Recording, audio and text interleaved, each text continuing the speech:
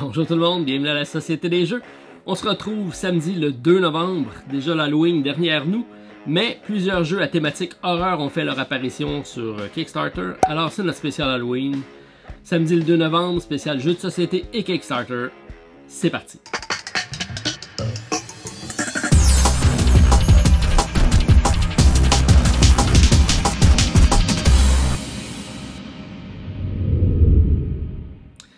Alors cette semaine, on ne vous présentera pas de nouveaux jeux sortis en boutique puisque c'est un départ pour le LAL. Qu'est-ce que le LAL? C'est le lac à l'épaule ludique. Fin des scènes, les propriétaires du Randolph arrivent avec une panoplie de nouveautés qui ont été ramassées, achetées à Essen. On arrive pour tester ça, donc c'est notre fin de semaine test de jeux de société. Alors on va passer la longue fin de semaine à essayer plus d'une vingtaine de nouveautés. Alors, on vous réserve au retour la semaine prochaine nos critiques et commentaires des différentes impressions qu'on a eues par rapport à ces nouveautés-ci. Donc, je vais me concentrer sur les Kickstarter cette semaine. On a quelques jeux à thématique horreur quand même qui sont présents avec Village Attack. On vous en a parlé donc avec le Kickstarter qui est présentement sur la chaîne. On a le jeu donc Village Attack Grim Dynasty qui est présentement sur Kickstarter de la compagnie Grimlord Games, un 5e projet pour eux. On a déjà financé pour le jeu Everrain qui s'en vient en mode retailer au Randolph. Et je tenais à essayer le jeu avant de contribuer à la campagne. Alors j'ai eu la gracieuseté d'avoir René Philippe qui est venu me prêter sa copie pour en faire un essai. Premier contact avec le jeu, très intéressant, beaucoup de matériel, de belles thématiques, avec une mécanique de progression, d'action, avec des updates de personnages assez intéressants. Alors plusieurs scénarios, plusieurs types de parties, des plus longues, des moins longues. C'est pas un mode campagne, c'est une série de scénarios qui a une histoire qui va suivre, mais c'est pas de la progression de personnages. Très intéressant. Premier bon contact avec le jeu. Reste à voir si on va continuer pour la campagne en mode français, puisque le jeu est sorti en français également avec l'extension. Alors ça, c'est intéressant. Alors, je tenais à avoir le jeu pour l'essayer. Je vous réserve pour les prochains jours, prochaines semaines, une petite critique du jeu, probablement avant la fin de la campagne. Je pense pas avoir le temps de vous faire une partie, mais du moins peut-être une petite vidéo de présentation sommaire, vous faire une idée de Village Attack. Très bon pour un premier contact, j'ai bien aimé l'expérience. Alors merci beaucoup René Philippe, et j'en profite pour te souhaiter un joyeux anniversaire.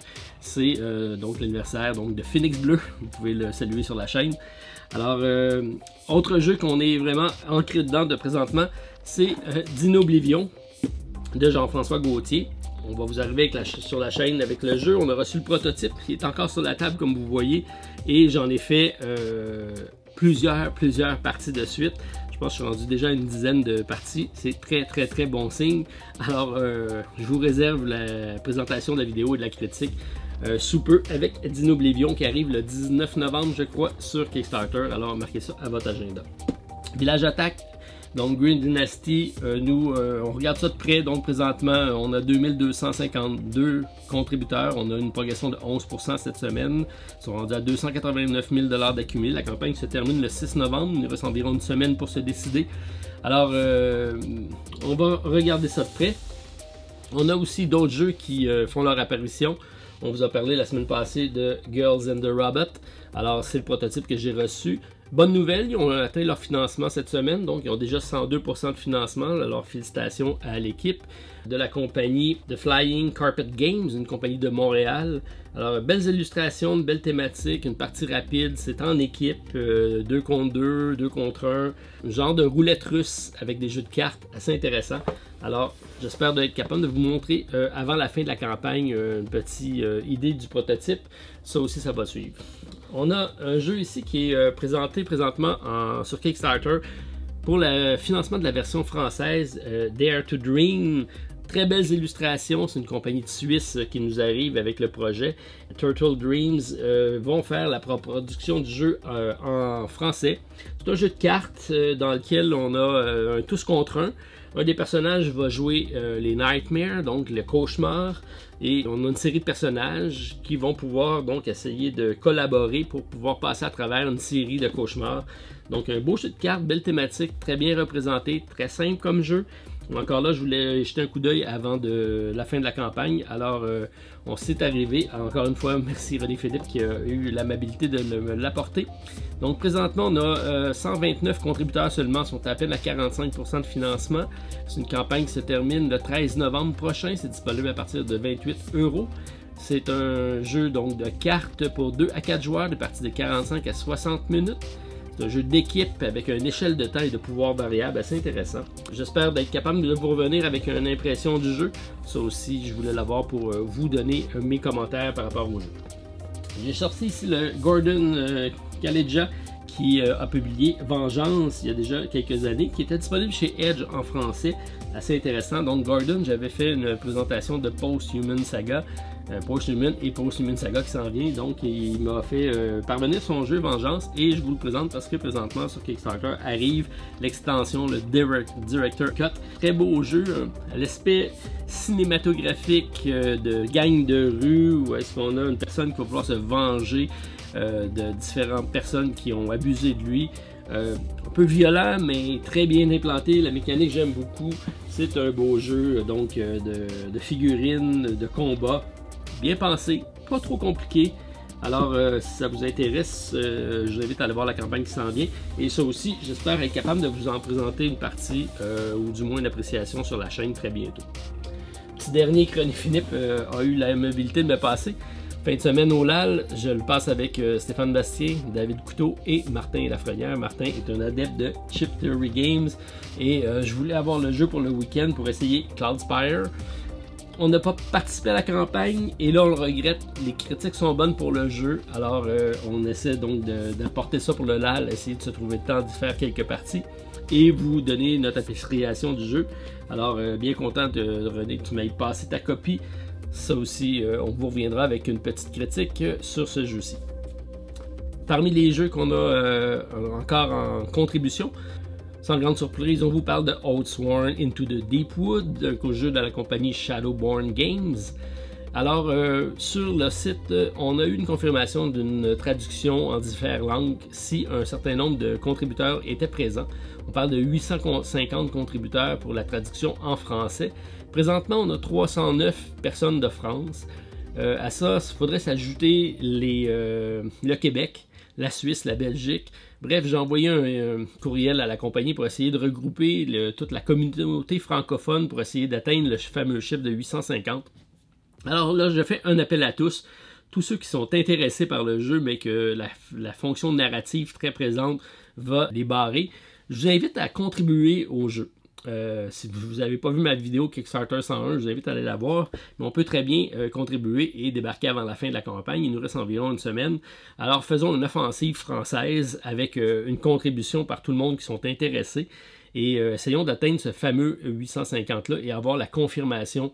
Moi, je vais m'occuper d'essayer d'avoir la confirmation de la traduction française. Si ce n'est pas le cas, vous aurez l'opportunité de débarquer avant la fin de la campagne sans quelconque pénalité et sans frais qui vont être vous chargés, mais on va en profiter pour passer le message que la communauté francophone est présente. Alors, c'est une invitation à tous, si ça vous dit, si le jeu vous intéresse, allez-y contribuer. Prenez la peine d'aller sur le site commentaire, dites « Je veux une version française », on attend la confirmation. Si tout le monde le fait, j'imagine que ça va porter fruit. Alors, offensive, la Société des jeux pour Oathsworn Into the Deepwood, c'est parti. Ok, donc on regarde les autres projets pour lesquels on vous a déjà présenté avant d'aller dans nos nouveaux projets.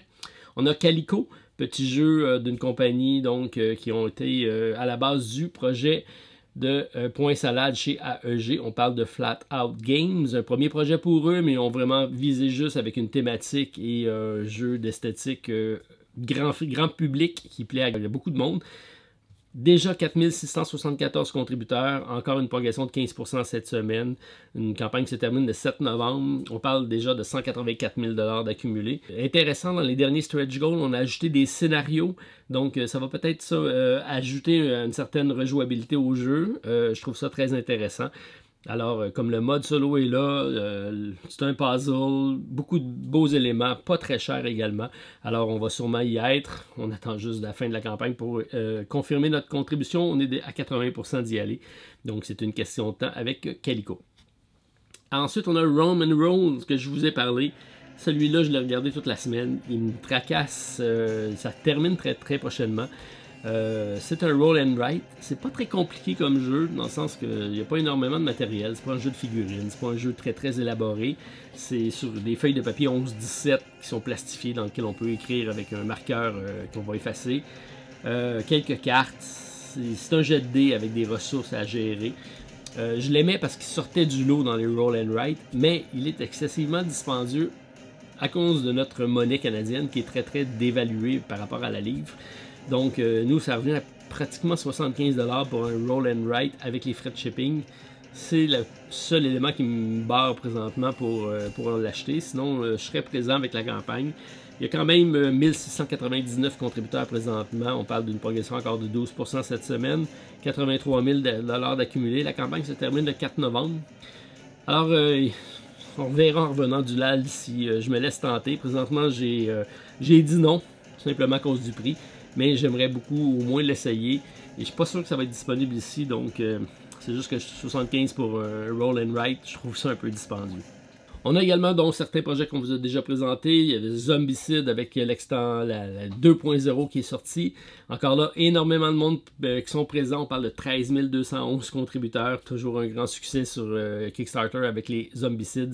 Simon qui est déjà à donc 2,6 millions d'accumulés. C'est énorme. Une progression de 23% cette semaine. On parle d'un jeu dont la campagne se termine le 6 novembre prochain. 40e projet pour eux, ce qui en fait la particularité, comme tous les autres projets, c'est 76 stretch goals. C'est énorme. C'est ce qui fait vraiment, c'est ce qui a fait éclater la banque avec Siemens, et ils ont compris le processus.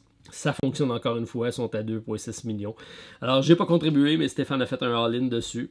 On vous présentera sûrement ça quand ça va arriver sur la chaîne. Bien, jeu pas compliqué, accessible, jeu de zombicide, c'est quelque chose qu'on aime ou qu'on n'aime pas, mais ça laisse personne indifférent, c'est quelque chose quand même qui joue assez bien.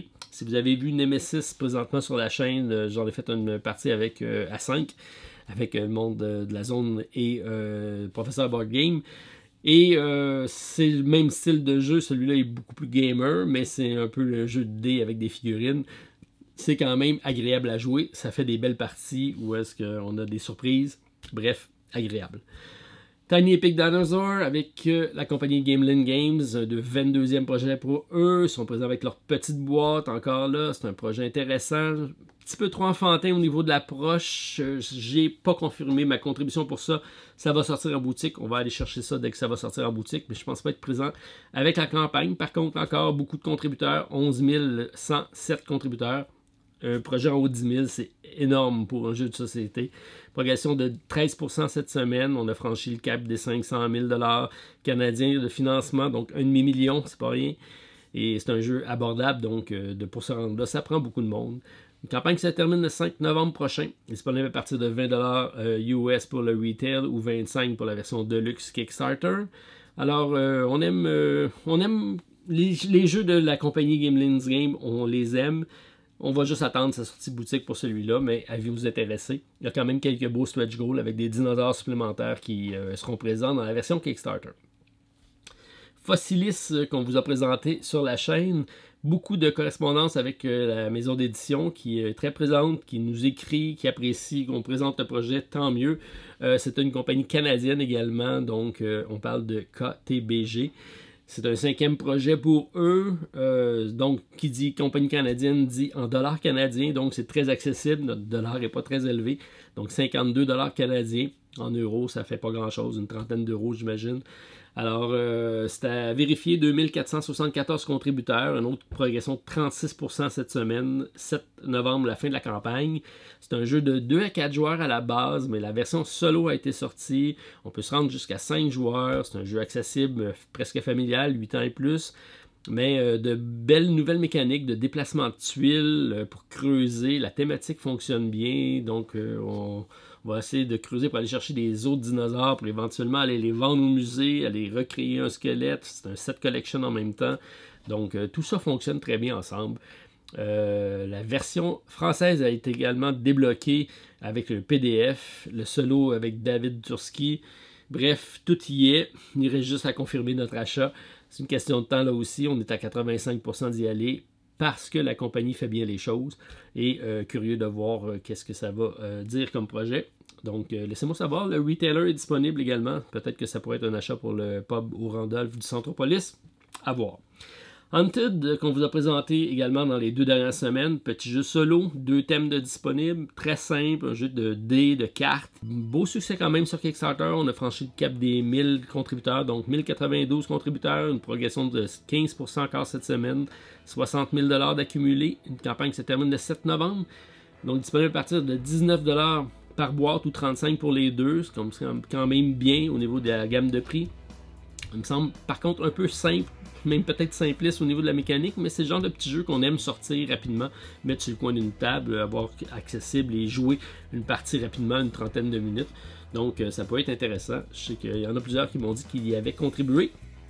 Laissez-moi savoir si c'est votre cas. Nous, on regarde ça encore pour la semaine. On a une semaine encore pour se décider. Beyond Humanity's Colonies, plusieurs en ont parlé.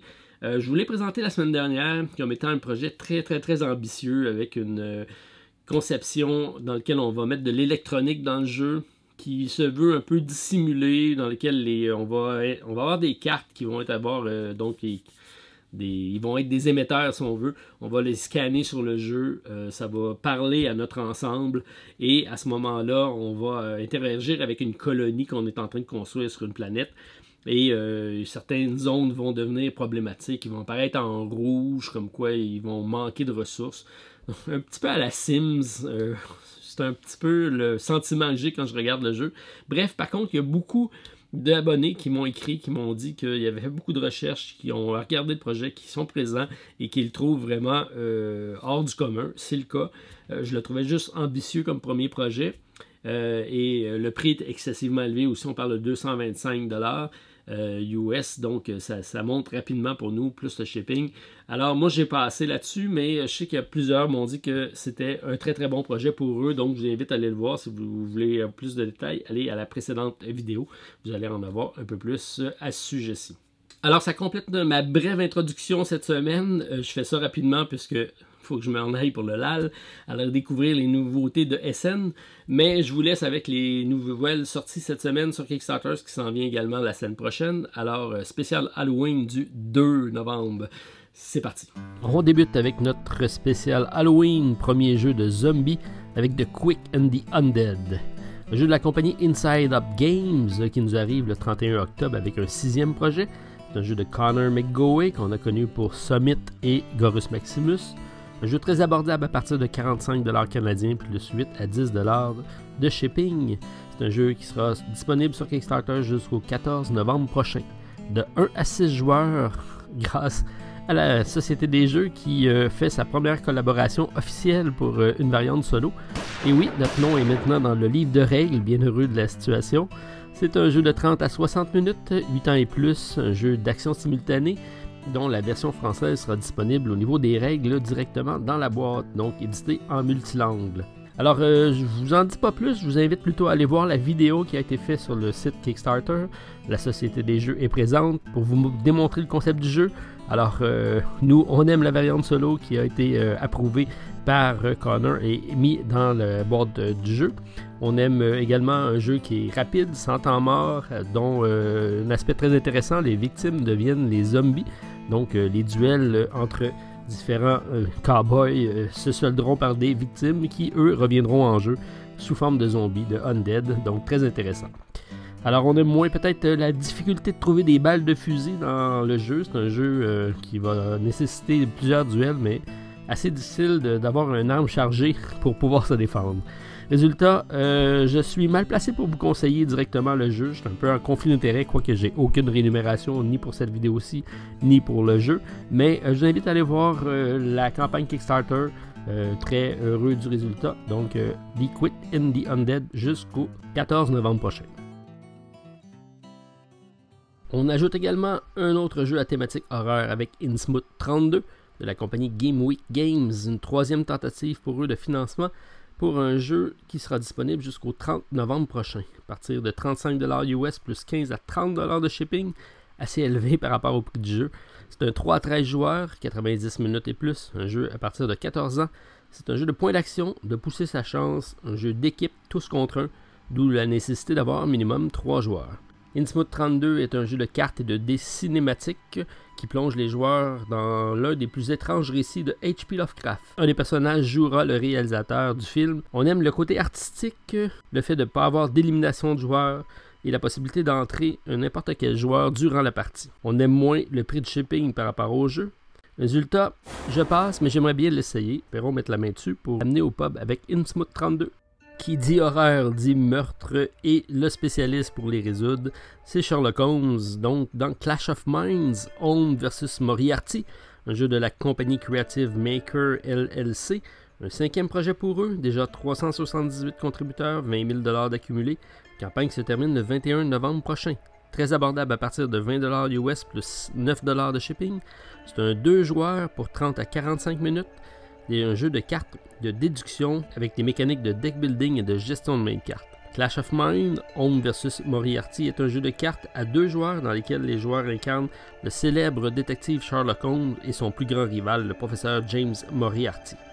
2 esprits puissants essayant de comprendre les intentions de leur adversaire à chaque étape du processus.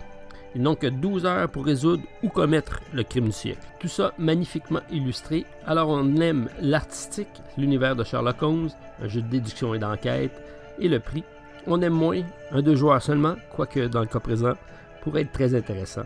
Alors résultat, beaucoup d'intérêt, 60% d'y être avec Clash of Minds, Holmes vs Moriarty, 21 novembre prochain.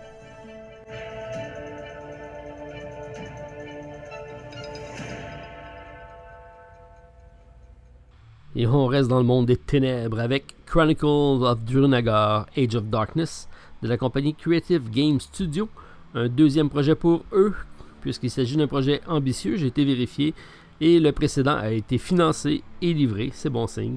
Donc 99 $ US plus 30 $ de shipping, c'est un jeu disponible jusqu'au 28 novembre prochain, de 1 à 5 joueurs, des parties de 30 minutes par joueur. C'est un jeu dans lequel on peut faire des aventures uniques, joueur contre joueur ou en campagne pour 40 heures de jeu. Les règles seront disponibles en version française en PDF. C'est un dungeon crawler coopératif de dés, assez classique mais avec un environnement 3D unique. Chronicle of Drunagar Age of Darkness est un jeu de combat tactique totalement coopératif et stratégique qui se déroule dans un environnement d'exploration de donjons pour 1 à 5 joueurs. Il est basé sur plusieurs scénarios unique 3D, chacun doit être joué séparément ou en scénario continu.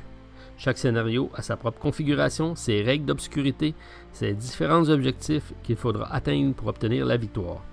Jouer une série de rondes jusqu'à ce que l'objectif soit réalisé ou qu'un seul héros meure ou soit corrompu par les ténèbres.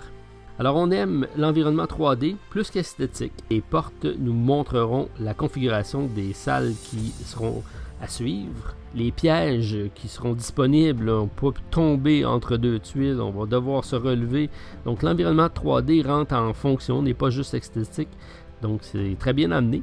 On aime moins peut-être le reste du gameplay qui est un peu standard par rapport à un jeu qu'on connaît déjà. Bref, malgré tout, j'aime beaucoup. Je suis avec intérêt, alors 60% d'y aller avec Chronicles of Drunagar Age of Darkness jusqu'au 28 novembre prochain. Et on ajoute un autre jeu de mini avec League of Infamy de la compagnie Mantic Games, un 18e projet pour eux, c'est eux qui étaient à la tête de Hellboys notamment. On parle déjà de 1267 contributeurs, 250 000 $ d'accumulés, une campagne qui se termine le 13 novembre prochain. Disponible à partir de 75 livres ou 128 $ canadiens, on va ajouter 15 pour le shipping. C'est un autre jeu de mini où le plastique est roi et maître, alors c'est de 1 à 5 joueurs, c'est un jeu semi-coopératif de Dungeon Crawler. Alors rejoignez la galerie d'escrocs, marginaux, méchants et mécréants dans une histoire honteuse de kidnapping de bébés ou voler les œufs des dracons et éliminer vicieusement les elfes bienveillants. Bref, vous n'aurez pas seulement à vous méfier des elfes, mais également de vos compagnons aventuriers qui sont susceptibles de vous trahir, de voler votre butin et même de vous mettre en danger. Alors on aime dire, gardez vos ennemis proches, mais gardez un couteau sous la main pour vos amis, au cas où on ait un traître parmi nous. Alors on aime les sculptures, effectivement très bien définies, la thématique de voleur. On aime moins peut-être le manque d'originalité au niveau du gameplay. Résultat, je vais passer, alors à vous de voir si League of Infamy est pour vous. C'est disponible jusqu'au 13 novembre prochain. Un autre jeu de mini est disponible cette semaine, cette fois-ci dans un environnement de science-fiction. On parle de Infinity Defiance de la compagnie Corvus Belli, un projet d'Espagne, donc à surveiller. Les Espagnols arrivent en grand nombre présentement sur Kickstarter. Premier projet pour eux, 100 € plus 25 de shipping. 19 novembre, la fin de la campagne. C'est un dungeon crawler de 1 à 4 joueurs, 45 à 60 minutes. Un jeu de campagne coopératif de science-fiction de jet de dés. Alors, du déjà vu, c'est un jeu de dungeon crawler basé sur l'univers de Infinity. La nation humaine ont chargé un groupe de héros de mettre fin à l'offensive imminente de l'armée combinée. Embarqués dans le Defiance, les héros de la sphère humaine doivent lutter contre des envahisseurs extraterrestres avec comme seule mission suicide de sauver l'humanité. On aime l'artistique de l'univers, très bien défini. On aime moins du déjà vu, ça ressemble dans mon cas à Galaxy Defender, je trouve. Alors, comme j'ai déjà le précédent, je vais passer pour celui-ci. Alors, Infinity Defiance jusqu'au 19 novembre prochain. On reste dans l'exploration spatiale avec High Frontier for All, un jeu de la compagnie Sierra Madre Games, du concepteur Phil Enklund, qu'on a connu avec le jeu Néandertal, que j'ai déjà présenté sur la chaîne. Alors, c'est un 4e projet pour eux, c'est 59 $ US plus 20 $ de shipping, un jeu disponible jusqu'au 16 novembre prochain. Déjà 2624 contributeurs pour 275 000 $ d'accumulé, un jeu de 1 à 5 joueurs, des parties de 30 à 240 minutes. C'est une 4e édition pour ce jeu qui a une cote de popularité de 8.4 sur BGG, alors assez impressionnant, et 4.58 sur 5 au niveau de difficulté. Pour connaître les jeux de Phil, effectivement, c'est un scientifique qui nous amène toujours des challenges cérébrales assez intéressants. Alors c'est un jeu d'enchères, de construction de réseau, un deck building de gestion de main avec des points d'action et de mouvement. C'est une 4e édition de ce jeu emblématique, High Frontier, qui a commencé avec Rocket Flight, qui avait été un projet ambitieux où chacun des joueurs commençait en tant que société spatiale pour atteindre l'horizon 2020. Alors comme on est rendu en 2020, High Frontier revient avec une nouvelle édition, avec un système de jeu ouvert. Cela permet à la communauté active de créer de nouvelles extensions pour le jeu High Frontier, qui est toujours en permanence évolution. Dans High Frontier, vous représentez une entreprise spatiale dans un avenir rapproché, environ 100 ans. Votre objectif est d'initier l'exploration et l'industrialisation du système solaire. Alors on aime un auteur très cérébral avec des jeux très difficiles. On aime moins un visuel un peu terne, mais c'est une curiosité ludique pour moi. 4e édition d'un jeu avec une si haute cote de popularité, ça vaut la peine d'être vu. Alors on suit la campagne de High Frontier jusqu'au 16 novembre prochain. Alors avant mon départ pour le LAL, quelques projets en rafale. Alors le retour de Titan, le jeu de la compagnie française Holy Grail Games, qui arrive avec une 2e tentative de financement avec un prix relativement à la baisse. Donc on passe de 110 € à 88, alors avis aux intéressés. Plateau 3D très intéressant avec Titan. Je vous invite à aller voir les vidéos précédentes pour plus d'explications sur le jeu. Également Montana qui fait son apparition avec une extension qui ajoute 7 modules supplémentaires et un all-in disponible à partir de 129 $ US. Ainsi que le retour du Roll and Ride 7 Bridge qui nous arrive avec un jeu de 1 à 6 joueurs, une réduction de prix de 25 à 24 $. Alors, c'est tout pour moi cette semaine. Je vous souhaite une bonne fin de semaine. Laissez-moi savoir si des projets vous intéressent. Commentaires, je vous lis. Même si je suis en train de découvrir des nouveaux jeux des scènes. On se revoit la semaine prochaine. Bye tout le monde.